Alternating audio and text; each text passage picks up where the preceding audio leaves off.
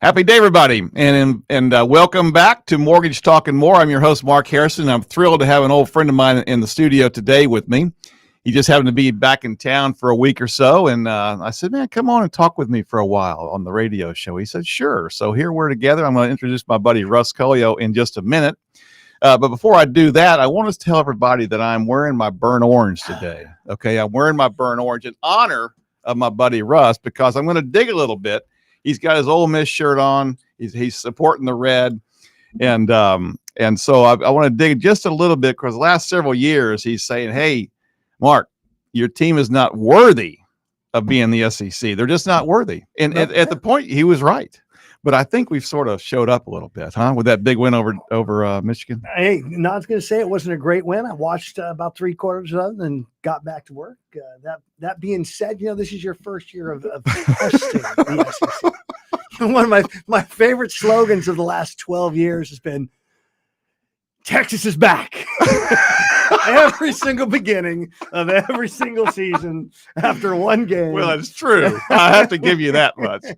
I have to give you that. I've been following Horns football for 47 years. Okay. And so I have to, boast a little bit because, we go on the road last year and beat Alabama. We go on the road this year and we beat Michigan. These are not, Middle Tennessee or whatever y'all beat. No, but these are now, this is the first year that you're going to be in an environment where you get the crap kicked out of you every single week. I mean, if you look at the stats today, 6 of the top 7 teams are SEC teams. 6 of the 7? 6 of the 7. I didn't know that. Ohio State's the only one not SEC. Yeah. Well, y'all are sponsored, what, fifth spot? Ole Miss is in 5th. Yeah. My Auburn Tiger, love them as well. My all 3 of my kids went between those 2 universities. My daughter went to Vanderbilt for her master's. So love the SEC, love all 3 schools. Ooh, it's gonna be a fun year. It's gonna be a great year. All right, let's get to work here a little bit. Okay, so my buddy Russ came to Austin years ago from California, as I recall. Yeah. And then you landed here, and you were here for 15 years. Actually, it was only 2013. Oh, yeah, 2013 came here. Came here to work and chase being a part of the Keller Williams elite coaching operation. Yeah. And so got here and got right into real estate production at a high level and earned that spot and worked in that spot with KW for a number of years before my kids were all done at Lake Travis, all done with Lake Travis, all moving to the SEC. So we relocated to Huntsville, Alabama for about 3 years and change, hanging out there. Now you're at the beach, running around. This year we have made the trip to Puerto Rico. We've gone from California and just been migrating east and now south.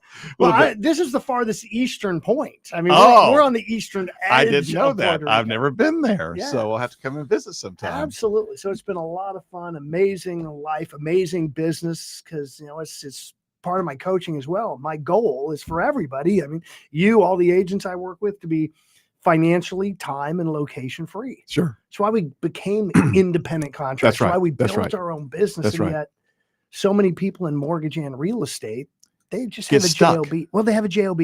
Yeah.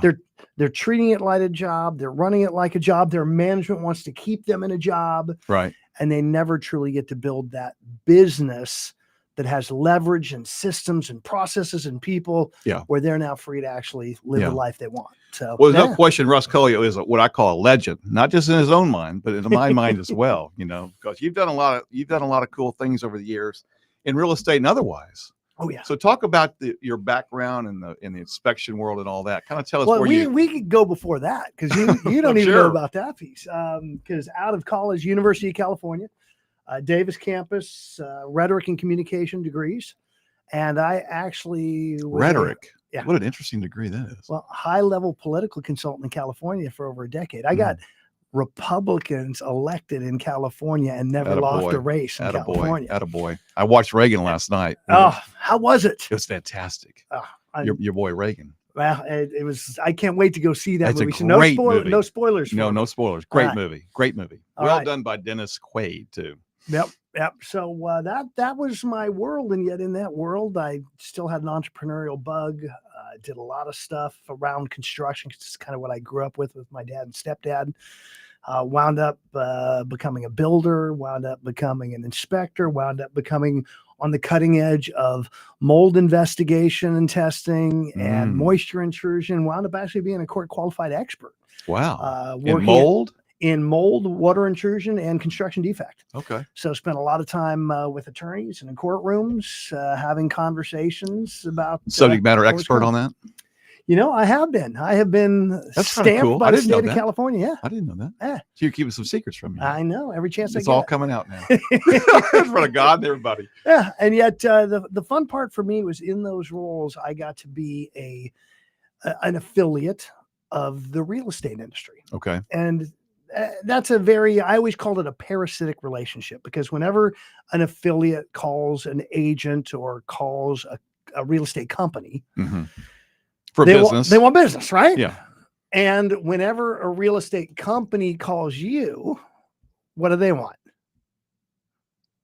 Money. Thank you. Sponsorship, right? Okay. Yeah. It took me a second. Yeah, they want money. Ding, ding, ding, ding. And it's very parasitic. And I believe it was 2005. And this is still in California. Still in California.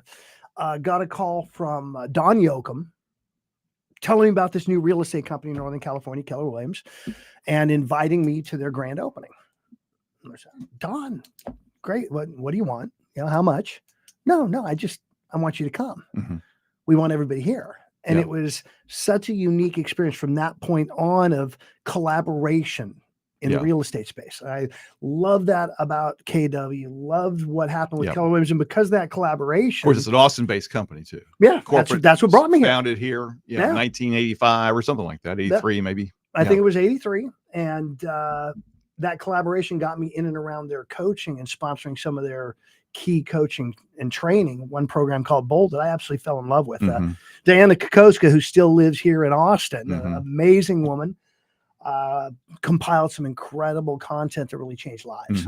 So back then you were taking the course. You weren't teaching the course. No, I was a sponsor. So I go to the very first day, step one. And whenever I sponsored an event, we didn't just do lunch. I'd show up in the morning with breakfast. I'd have morning snack. I'd have an amazing lunch. And my mom was a very competitive baker, literally won California State Fair type stuff. Wow. And so she'd provide desserts for me for the afternoon. And so I'm sitting in this real estate class and you'll see the bunny ears up for those watching you on TV, because I was going, this ain't a real estate class. This is a business and life success class. Yeah. And it's 7 weeks. And I signed up as a home inspector for this real estate course, took it multiple times. And from 2008, 9 through 12, when we were all just crashing in real estate, and especially in Northern California, they lost over 50% of their values in that market in Sacramento. Wow. My inspection company grew 40, 50% a year every year in the down market because of that content. Okay. And so the relationships you built in those rooms? Yes. No. Well, absolutely. That's a part of it. Yeah. That's a part where we're all in relationship businesses. Sure. No matter what we're in, if we're in real estate or we're in mortgage or any affiliate, title or whatnot, or anybody in sales. Yeah. And on top of that, and we can always dive into this, we're also all paid in direct proportion to the number of conversations we have. Yeah. And the value you bring too. Well, you can beat quantity over quality first. Yeah. Yep, I see your point. The value gives you the long run. Proving yourself gives you the long-term business. Got it. Yet you got to turn conversations out of the gate. And I learned that early on from Diana and through that program. And was so in love with that content that that's what I wanted to do, is coach in that space. And so relocated my family and so speaking of relocation, when you came to Austin in 2013, were you selling real estate in California, or this was a new adventure for you? This was a new adventure. Okay. I've had a real estate license since 1991 in California. Okay. Yet only did my own stuff. Never did representing buyers and sellers. Yeah. Which it kind of so my move to Austin. My wife and I decided November 9th, 2012, that we were going to make the move.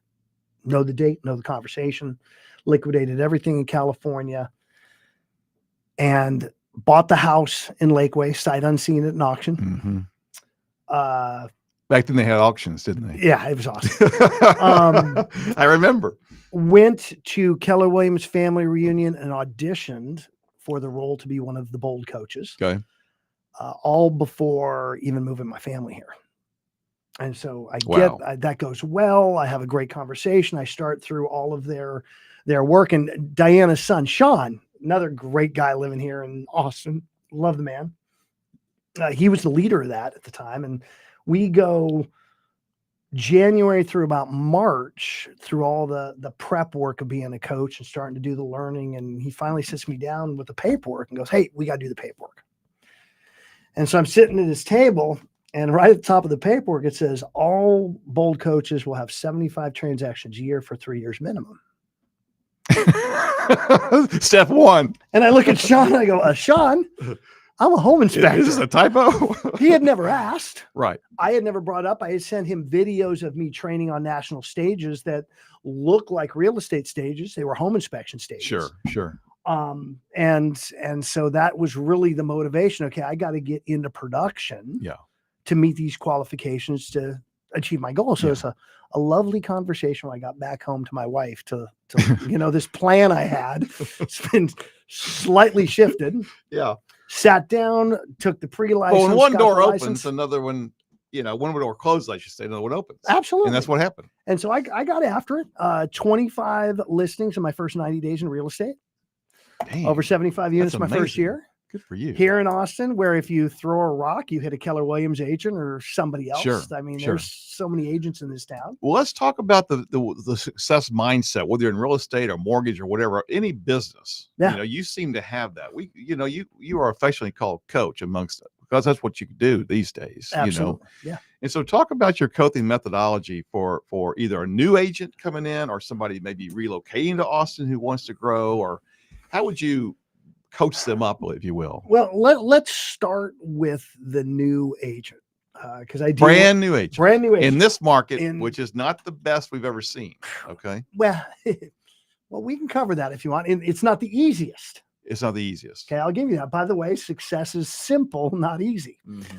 And so a new agent, and this is for everybody, but especially the new ones or new in any sales industry, you've got to be stepping up to the plate and taking swings. Mm-hmm. You've got to be doing the initial work, the top of the funnel. You've got to be having conversations. Mm-hmm. And so that's what that means, really. Yeah. Conversations. Conversation. More at bats.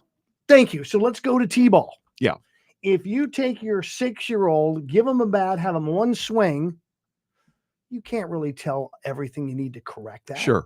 Yet if they go swing after swing after swing after swing, you can start seeing the patterns. And as a coach, can then start giving them the small tweaks to make them successful. Mm-hmm. That's what I need in my golf game right now. To be honest, is some tweaks. Well, I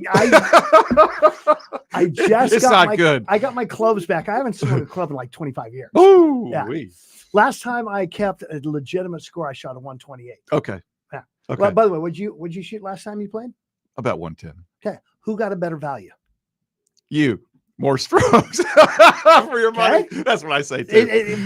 Well, think about this though, because this goes into the coaching. It's a reframe. It's looking for what's right in anything that happens. You can find what's right, or you can find what's wrong. Sure. It's just where you set your eyes. Right. And so here's the fun part of that: what you look for, you will find. Mm-hmm. We all agree on that. Mm-hmm. What you find, you will attract, and what you attract, you will become. Mm-hmm. It all starts with where you're looking. So if you have this pattern of looking for what's wrong, which happens with a lot of people, because that's like a water hazard. Well, it's what we've been raised though. Think about this. When you were in kindergarten and you took your very first 25 question test, the teacher didn't put little happy faces next to the 24. Round X, water, red pen, mark, whatever on the one. Yeah.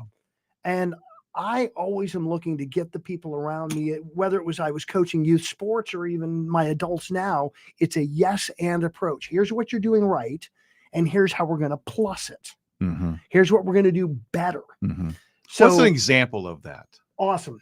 Brand new agent, just getting going, and I'm telling you, got to have lots of conversations. Mm-hmm. They should be having a minimum 20 to 25 conversations a day. Mm-hmm. Minimum. But you work on scripts too. You work on language, things like that too. Absolutely. And yet I want to give them something and I want to turn them out there. One of my favorite things, people listening to, you can do it as well. It'd be fun to see you competing. Friday afternoon or Saturday morning or both, go hang out at the Home Depot or the Lowe's packing box aisle and meet people. Why are people buying packing boxes Friday night and Saturday? They may be moving. Absolutely.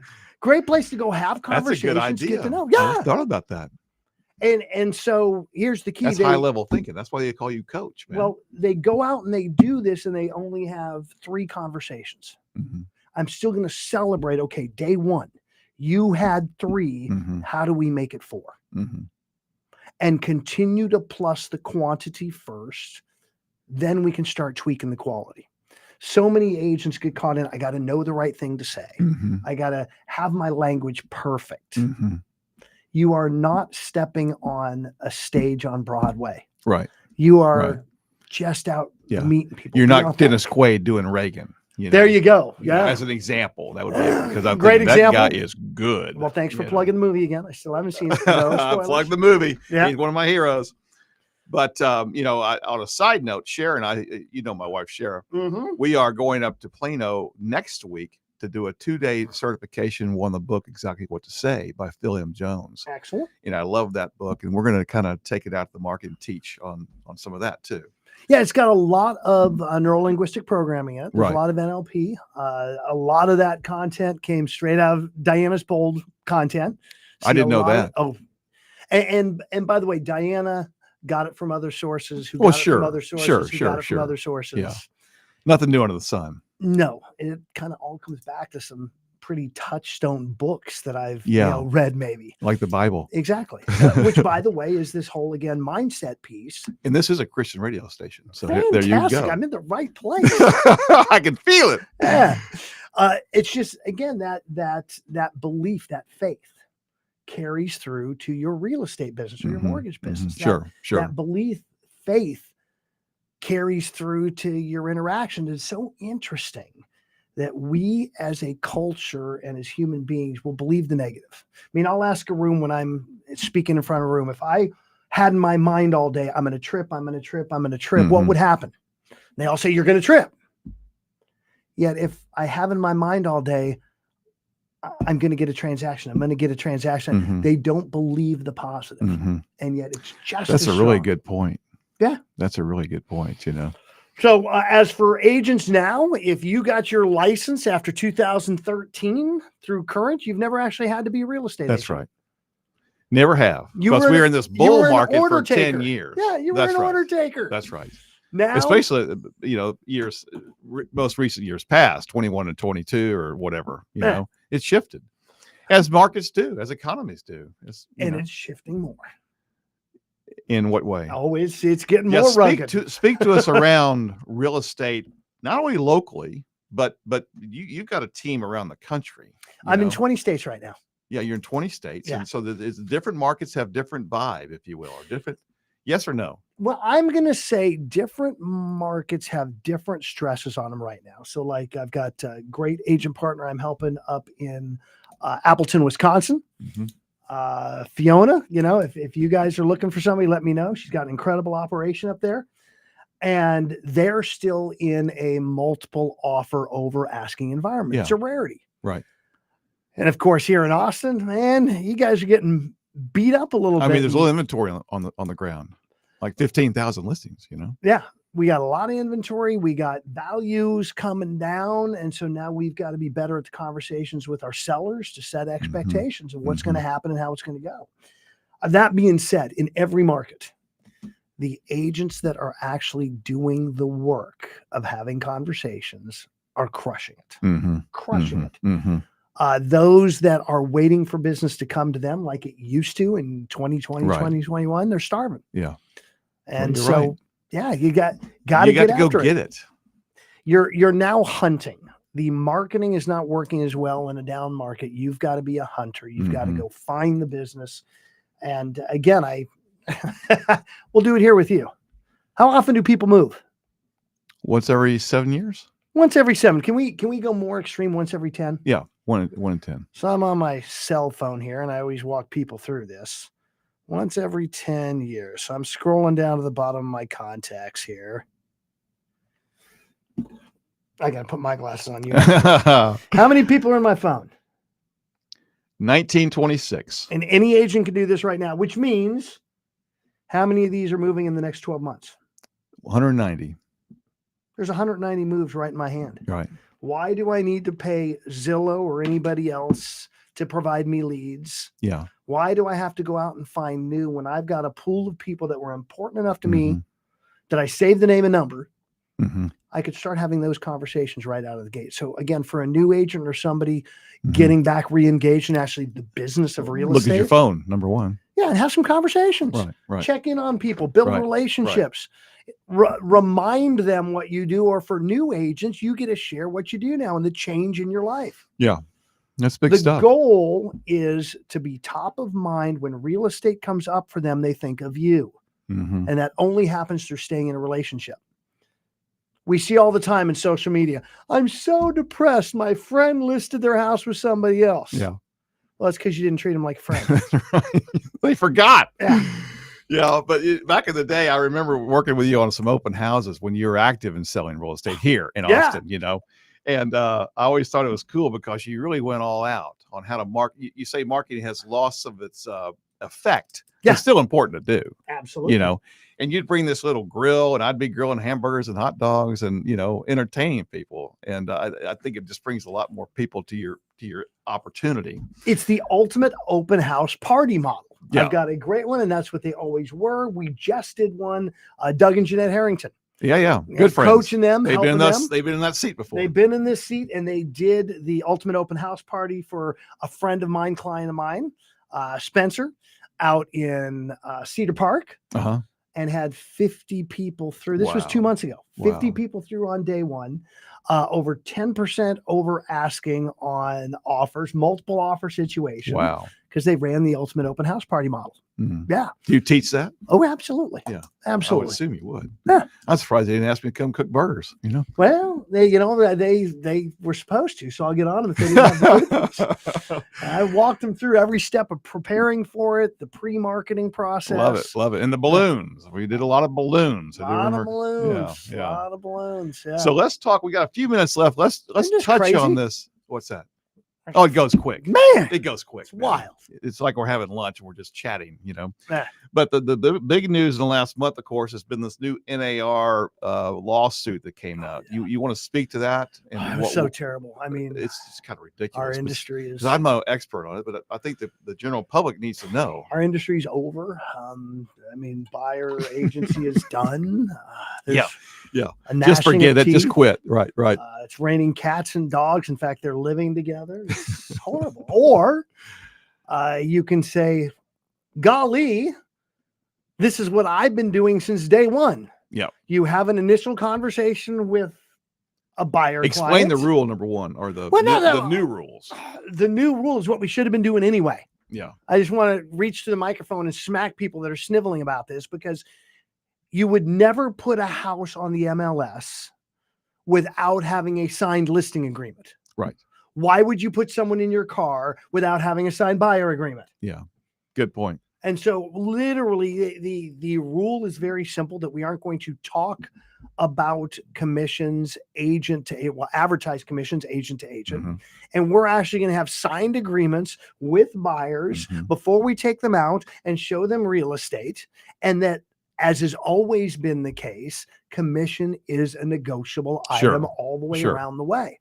Now, here's what I think is fun about this. And sorry, consumers, this is the reality. Are agents leaving the business? I'd say yes. Yeah, they're going away. We are seeing significant drops. Yeah. When there is the reduction of something in a marketplace, what happens to the price of that item? Usually goes up. It goes up. Yeah. I personally think because of this, commissions are going to go up because there's a new barrier to entry. There's going to be less agents in the marketplace. The good ones are now going to be negotiating their value. I mean, representing a buyer. If I save my buyer 6 or 7% because I'm a negotiating stud certified to do it, they got no problem giving me 4%. Right. It's still a win-win. Yeah. By the way, same thing on the listing side. If your marketing systems and your negotiation skills are such that you can show that your listings sell for 7-8% over market conditions and over list prices, that you're still in this market selling above, Yeah, and selling fast, right. you're going to have no problem having a consumer compensate you more Sure. than the average Absolutely, bear because out it's there. still a win-win.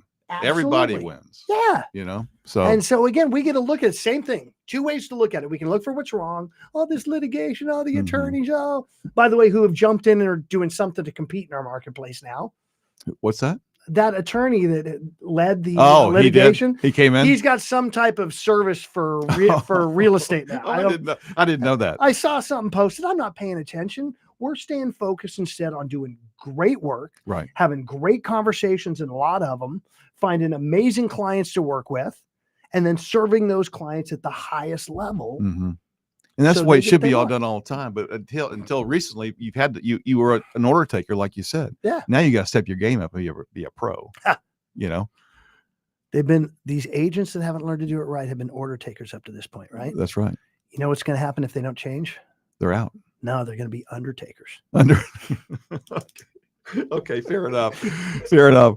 Well, let's leave it at that, brother. I wish you well this year with Ole Miss. Yeah, Ole Miss is going to be fun. I don't have think a we power played this process. year, do we? No, we don't. You Okay. guys were too scared to come to Okay. Oxford, so Got it it. I happens. got it. Our big Yeah. game this year is Georgia coming to DKR. And we have Georgia too. Woo, we have Georgia at Von man. So Hemingway, there you yeah. go. Well, great to see you, Brother Us, and safe travels home. Absolutely. Thanks for having me, Mark. You bet. See you soon. All right.